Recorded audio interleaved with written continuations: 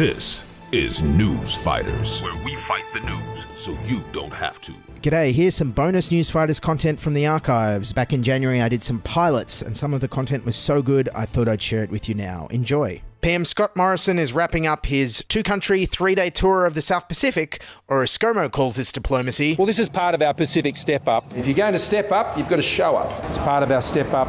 It's part of our showing up. When you step up, you have to show up. You have to turn up. The real reason ScoMo is in the South Pacific is to counter China's growing presence and influence. Yes, and China's building lots of infrastructure. Mr. Morrison landed on a runway laid by a Chinese company and met Vanuatu's Prime Minister in a building gifted by the Chinese government. So ScoMo, like me when I visit my family only once a year in December, came with presents. The Prime Minister's trip is designed to shore up Australia's influence, and he came bearing gifts.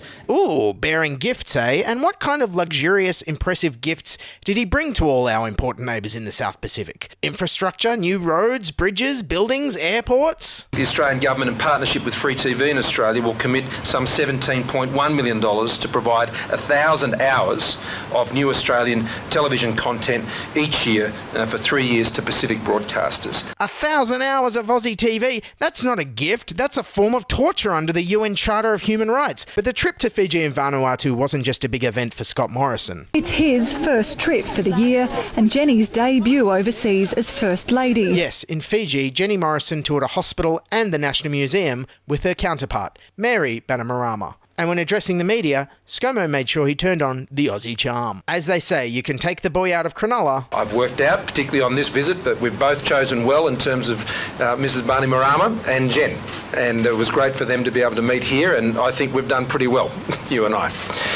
Maybe punching a bit above our weight, but nevertheless. Yeah, and if there's one guy who knows about punching above his weight, it's our accidental interim Prime Minister, Scott Morrison.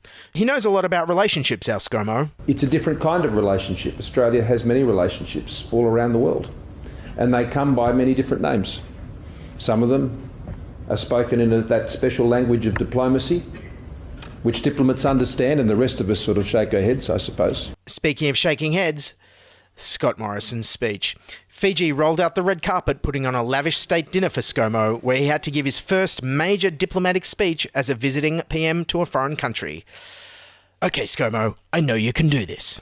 It is a great honour to attend this state dinner tonight at this marvellous hotel. Okay, so far, so good. Now, Diplomatic Speech Writing 101. Time to talk about our commonalities. Bring the two different countries together. This venue and locality, many of you I know, has a great place in the story of Australia. Okay, ScoMo, great. Doing well. Now, loosen them up with a story. Maybe some kind of historical anecdote.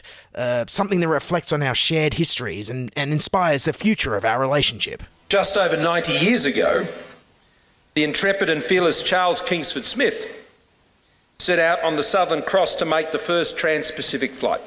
The longest leg was from Hawaii to Suva, and during it, Kingsford Smith and his crew encountered storms, mighty storms. They were in the air for about 32 hours, and mid-flight it appeared for all intents and purposes there would not be enough fuel for them to reach Suva.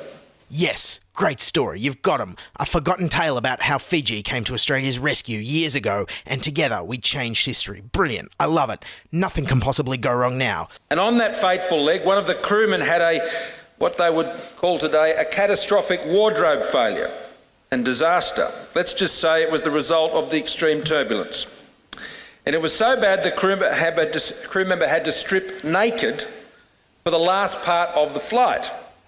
Okay, naked crew member, right. Not quite sure where this is going. And so as they were landing, the plane bounced on the ground. And as it hit the ground so hard, the naked crewman fell out of the back of the plane. He survived, but his pride, I suspect, may have been a little injured.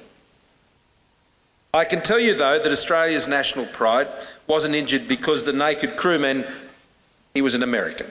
Okay, what the fuck are you on about, ScoMo? This has nothing to do with Australia-Fiji relations at all. It's some kind of anecdote about a naked American falling out of a plane. Who the hell is your speechwriter, Rodney Rude? Ugh, okay, summing up the whole South Pacific visit, I think we found the ultimate soundbite that's offered the most insight into what Scott Morrison actually wants to achieve as Prime Minister. The Australian government doesn't run the NRL. From time to time I'd like to. but This is News Fighters, where we fight the news so you don't have